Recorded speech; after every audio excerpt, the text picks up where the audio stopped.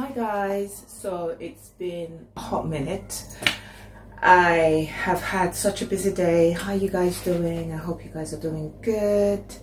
I've had such a busy day today. It's my day off, so I did quite a bit today. I went to the store. I also got a few bits from the shop food wise, and I'm just about to start making lunch.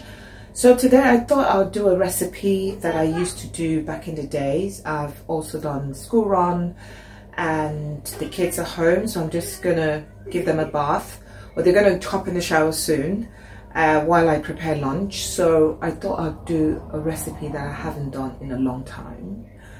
It's like porridge, it's like Nigerian porridge but with potatoes. So I've got the potatoes going on the stove. I'm going to be using some bell peppers, and also I'm going to be using some bell peppers and some garlic and some onions, and I hope it's going to be quite delicious. I haven't done it in such a long time. I think the last time I did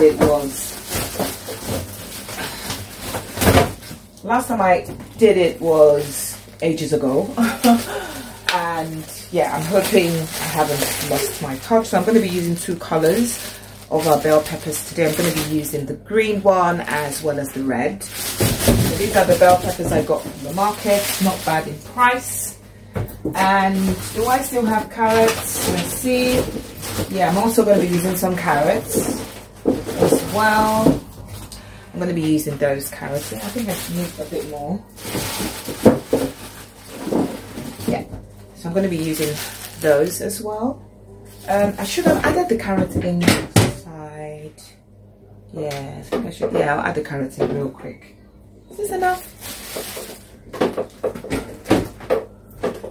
One more carrot. So I'm going to add it. So I'm going to add it into the potatoes quickly, so at least they cook for about 10 minutes. I don't want it really soft because I'm going to finish off the cooking process when I am doing the bell pepper sauce.